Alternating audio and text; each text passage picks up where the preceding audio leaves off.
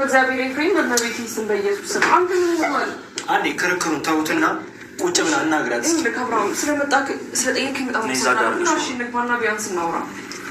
እሺ ኤፍሬም ቢያንስ ጊዜ እሺ እዚሁ ጋር ቢሆን ቁጭ ብላ ማሳለፍ ካልፈለገች በቅድ ጊዜ ስለይባት ነገር አለ እንዴ? የሰው ልጅ እኮ ሲፈልግ ነው። ኧረ አብራት ነው አብራት ነው በህይወታችን ሰው እንዲገባ ነው። ማን ደግሞ ኤፍሬም ወንድም ነው ከኔ ህይወት ጋር አልነበርክ እንዴ? ከኔ ጋር አልነበር እንዴ? እኔ እናንተ በምን እኮ በመሀል ጣልቃ ሊገባ የነበረ ሰው ነው እኮ እንዴ። እኔ ስታመም እንኳን ዞር ብሎ ያላየኝ ወንድም ነው እኮ። ለምን በዚህ የምትሆነው? በእግዚአብሔር በአንተ ምክንያት ባለፈው በኋላ ሐኪም ቤት ገብቼ ነበር። ሐኪም ቤት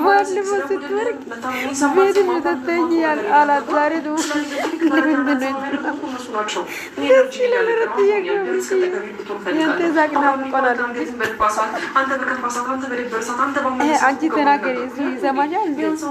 ኧረ ሄርሚ አንቺም ንቂ። ኧረ ትንሽ አይንሽ ክፈት ከብተሽ እዩ እስኪ። አብርሽ ነው ይሄ ድሮ አብርሽ አንቺ የምታውቂው አብርሽ ነው። ልጆቹ ጤና የላችሁም እንዴ? ሁላችሁም ጤና የላችሁም። አብርሽ ብቻ አይደለም እዚህ ጋር የታመመ ሁላችሁም ታሟችሁ። እሱ ከራሱ ጋር እስኪ ያለውን ነገር ለማስረዳት ነው። ተቀመጡ።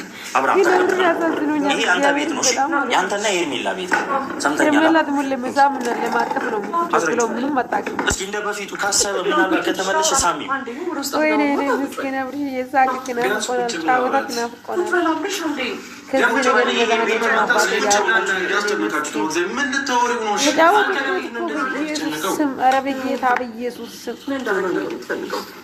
ሄርሚ አንቺን ለመሳም አትቾኪ። መጀመሪያ ልጁ ከራሱ ጋር ይሁን አብር ብሎ እሺ። መድኃኒዓለም ማባይራ አሁን ይሄ ልጅ የራሱን ያውቃል። ስለማንም ነገር ምንም እንድታስብ አልፈልግም። በደንብ ስማ እሺ። ሳምሽ ከዛስ እሺ እሱ ያቀረ ራሱ ሳንኪው አውሪ እስቲ በእግዚአብሔር እንዴ ሳንኪው አውሪ ሰማኛል። አንዴ አውሩበት። ለምንድን ነው እንደዚህ ጥልቅ ከምትለው?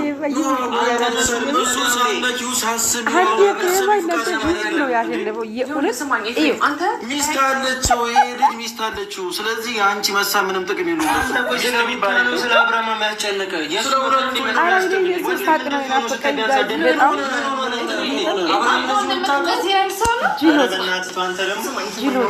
አሁንም ደግሞ ሁሉም ነገር ንገረኝ እሺ። ከዛ ባለፈ አንተ ብለኸኝ ወይም ደግሞ አንተ አትሳሚው አንተ ምናምን ብለኸኝ አይደለም እሺ። አብርሃም የኔ እንደነበር በደንብ አድርገህ ነው የምታውቀው እሺ።